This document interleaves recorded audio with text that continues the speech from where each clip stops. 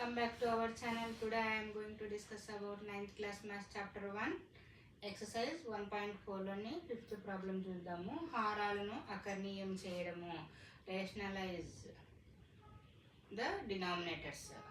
చూడండి, ఇక్కడ numerator and denominator. ఇక్కడ పైన ఉండే వాటిని మనం డివిజన్లో డివైడెడ్ బైకి పైన ఉండే వాటిని లవము అంటాము, కింద ఉండే వాటిని హారము అంటాము. Numerator and denominator. చూడండి, దీన్ని హారాలను అంటే కింద ఉన్న వాటిని అకర్ణీయం చేయాలి అన్నప్పుడు మనము ఈ హారంతోనే పైన కింద మల్టిప్లికేషన్ చేసుకుంటాము. 1/√7 ఇంటూ √7/√7 అంటే 1 ఉన్నట్టు అనమాట. మనకు ఆన్సర్లో 1 into √7 is equals to √7. √7 into √7 whole square √7/7.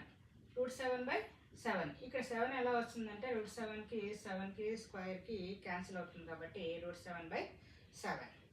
Next second problem 1/√7 - √6. దీన్ని హారాన్ని అకర్ణీయం చేయడం అంటే ఇక్కడ మైనస్ ఇచ్చారు కాబట్టి ప్లస్ తీసుకుంటాము. ప్లస్ ఇస్తే మైనస్గా తీసుకొని పైన కింద రాసుకొనేసి మనము అకర్ణీయం చేద్దాము.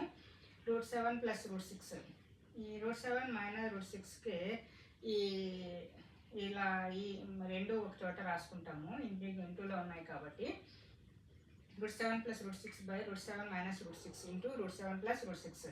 ఇది a - b into a - b, a + b into a - b రూపంలో ఉంది కాబట్టి మనకు ఫార్ములా ఈజీగా తెలుసు. a² - b² రూపంలో రాస్తాము.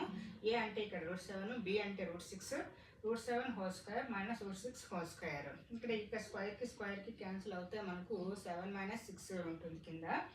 ఈ 7 - 6 అంటే 1 కాబట్టి దాన్ని మళ్ళీ స్పెసిఫిక్గా రాయము, ఆన్సర్ పెట్టేస్తాము నేరుగా. √7 + √6. థర్డ్ ప్రాబ్లం చూద్దాము. ఇక్కడ అంటే థర్డ్ ప్రాబ్లం కాదు, 5th థర్డ్ ప్రాబ్లం చూద్దాము. 1/√5 + √2. హారాలను అకర్ణీయం చేయడం అంటే రేషనలైజ్ చేయాలని ఈ ప్రాబ్లమ్స్ మనకి అన్నీ కూడా. 1/√5 + √2.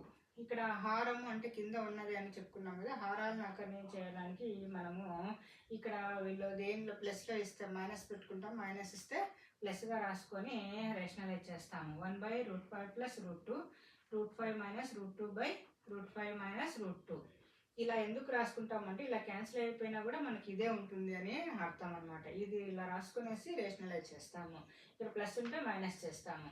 √5 - √2. Next √5 + 2, √5 + √2 into √5 - √2.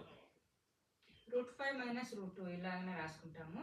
√5 whole square -√2 whole square. ఇది ఎలా వస్తుంది అంటే మనకు ఫార్ములా తెలుసు. a + b into a - b is equals to a² - b². మీరు కూడా ప్రతి ప్రాబ్లంకి ఫార్ములా రాయండి, మనకు తెలుసు అన్నీ వదిలేకుండా. ఏ ప్రాబ్లం దగ్గర ఏ ఫార్ములా అయితే యూజ్ చేస్తున్నామో ఆ ఫార్ములాని రాసుకోండి, బాగా గుర్తుగా ఉంటుంది.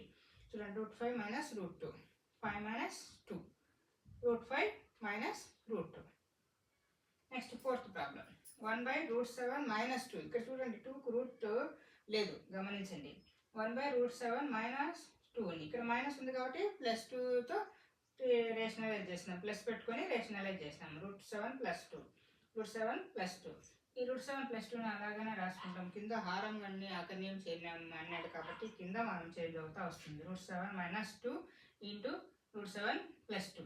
ఫార్ములాలో ఒకటి ఇది ముందుకు ఇది వెనక్కి ఉన్నా కూడా మనకు ఫార్ములా అప్లై అవుతుంది.